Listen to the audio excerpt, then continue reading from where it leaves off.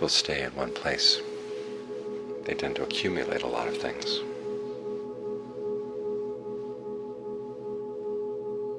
When they move, then they have to sort through things. And they begin to realize how little they really need. Sometimes it's difficult though. You want this and you want that. But finally the choice has to come down. What do you really need? Because you can't take everything with you. The more you try to take with you, the more you get weighed down.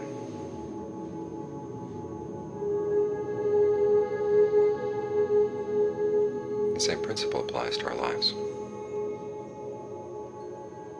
When we forget about the fact that we're going to get old and ill, we're going to die, we tend to accumulate a lot of things that we claim as being ours, being us. And our sense of priorities gets dulled. Everything is ours that we can lay our hands on. Your sense of who you are tends to accumulate a lot of things too. But the time will come when you have to go. And what do you take with you then?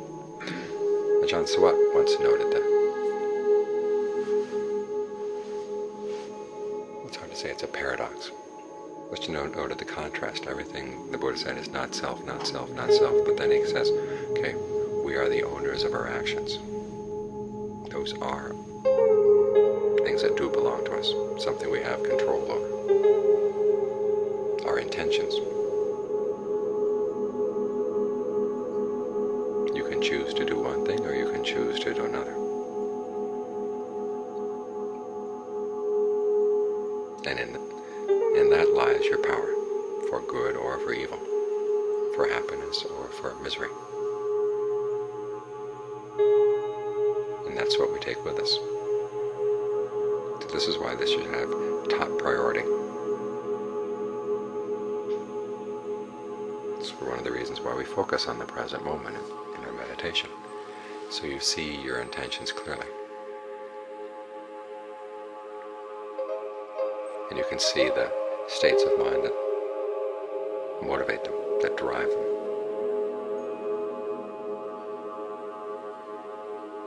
And all you have to do is see that much.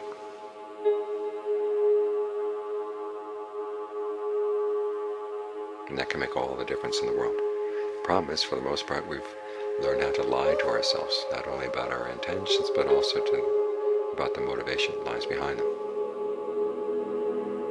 Either we deny that we didn't do something, or we didn't deny that there were some less than stellar motives behind it.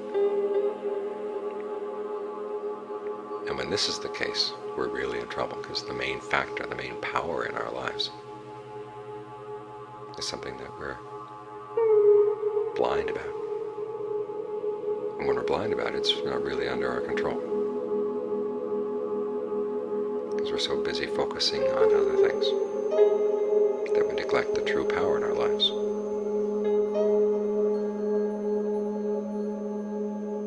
So this is one of the reasons why the Buddha teaches us not self, to look around at what really does lie under your control, because the sense of control, or the idea of control, is so essential to our idea of who we are. If we don't control something, how we can really claim it as ourselves? How can we really claim it as ours? But your intentions do lie under your control.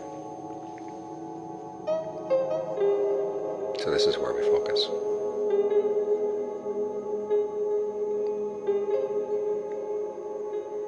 And you want to make sure that your intentions are based on skillful desires, skillful motivations, no greed, no anger, no delusion. And that requires a lot of strength, because most people live their lives in line with the Buddha is called yathagam, which means in line with your past actions. Your past actions push you a particular way, and you just keep going that way. Whatever comes up in your life, you let yourself get swayed by it. Good things come up, you're in a good mood. Bad things come up, you're in a bad mood. And the only way you can get yourself in a good mood is to try to make sure as many good things come up as possible. But no matter how good the world is, as that passage we just chatted now says, the world is swept away, does not endure, offers no shelter, there's no one in charge. There's nothing in the world that's really our own. So no matter how good the world is, it's not all that good.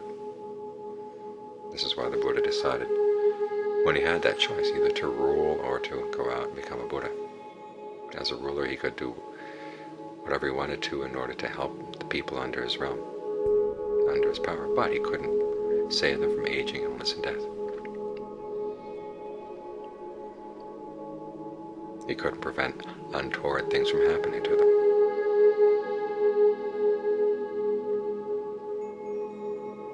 No matter how hard he tried. And so rather than trying to set up good outside circumstances for them, he took the path of teaching them how to live peacefully, how to live lives of integrity in the midst of bad situations. And that was a great gift, because this is one teaching that can be used in all circumstances.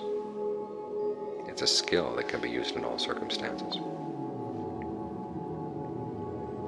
Learning how to resist the impulses that come from negative things outside. We had a visitor today, Thai man, who was complaining about having to go back to Thailand and drive there. He said there are no rules at all. His mother came along and she complained that it made her very tense to ride with him in Thailand, because he was always getting tense about the traffic. And he said, well, how can you not get tense about the traffic? You have to come out to a quiet place like this, he says, in order to make your mind quiet. I said, well, the whole purpose of the teaching is to keep your mind quiet in the midst of unquiet things, chaos, negative things. How can you do that? It's impossible. Totally missed the message of the Buddha, which is that it is possible to maintain stillness of mind in the midst of the craziest circumstances.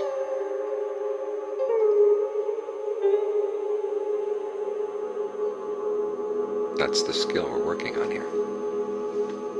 That's the Buddha's gift to us, is showing us the skill, learning how to treasure our virtue, our concentration, our discernment as our most important possessions. How to protect our intentions to make sure that they're not simply pushed around by negative things outside. We look around at the world and it's hardly ideal at all. We live in bad times.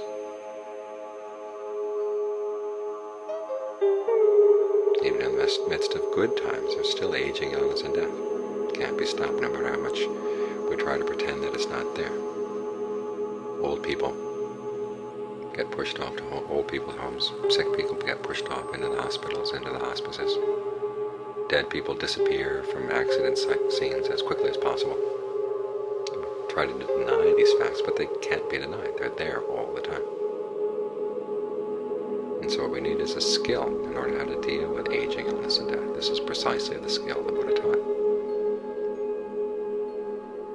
So no matter how much pain there is, no matter how much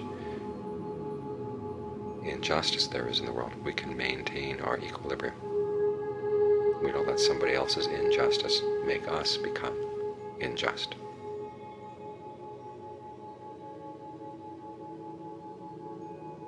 We don't let somebody else's behavior become an excuse, misbehavior become an excuse for our misbehavior.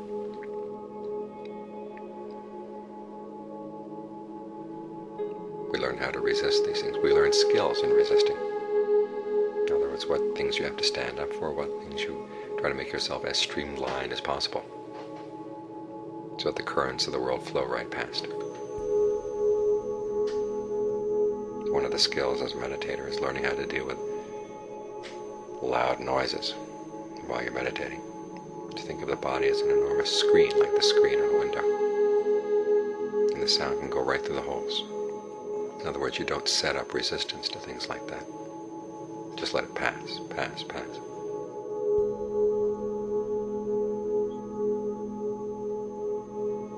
And there are a lot of events in the world that have to be like that. Don't put yourself in a position where you're affected by them,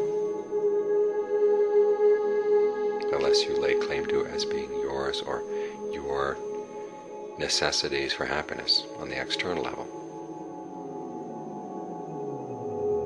The less you're likely to be attacked by events in the world. Then on the other hand, there are things you do have to stand up for. You have to stand up for your principles.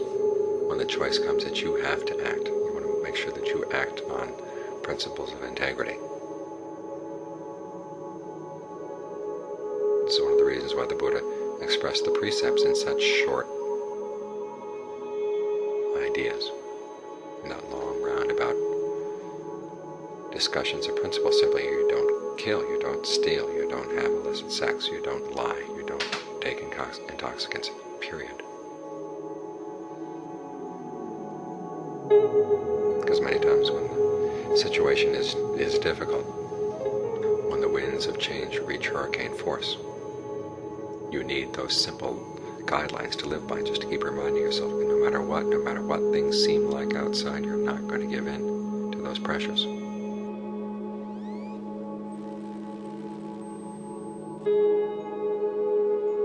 In other words, the Buddha is teaching you to be a warrior,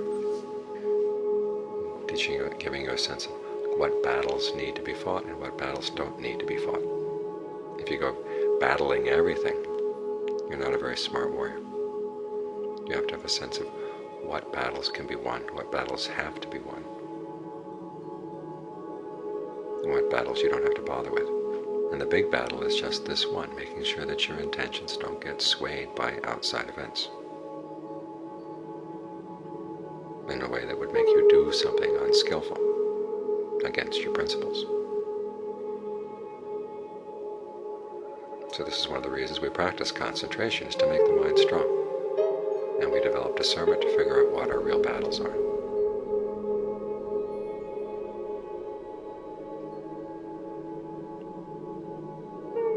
You're sitting here with the breath, nothing happens at all outside, you find your mind wandering out of control. That's the way your mind is. How can you trust it not to go wandering way out of control when really are negative things outside? You've got to work on this habit. So when the mind wanders off, you don't follow it. You just stay right here. The thoughts may wander, but you don't have to wander. And if you don't wander after them, after a while, they don't have any pulling power over you. You've learned how to let go. And they'll come back and they'll pester you, but you don't have to get involved with them. You just stay right here with the breath. All the skills you need in order to stay right here are important ones for developing the strength of the mind. And then you use your discernment to figure out exactly what do I really need in order to maintain a sense of well-being. How little can I get by with? It's like knowing you have to move. You've got to sort through your possessions to figure out which ones are essential, which ones are not.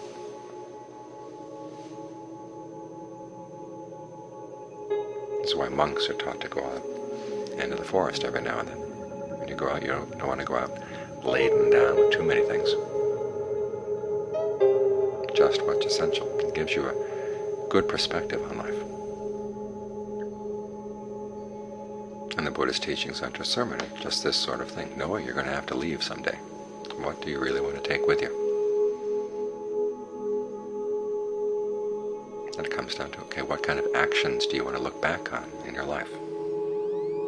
You want to look back on actions that are principled, inspiring,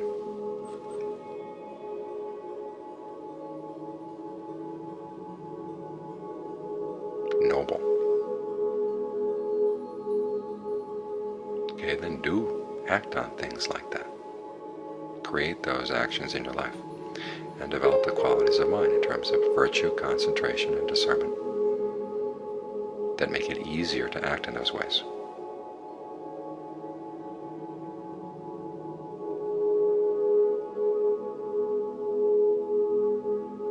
Years back, John McPhee wrote about his time in Alaska. One time he was visiting a couple who were subsistence farmers out in the forest there, and he was kind of embarrassed about the fact that he'd brought along a little pillow. He wasn't really roughing it the way they did, and the wife happened to say, "Well, we're here roughing it. We're actually trying to smooth it out here in the rough."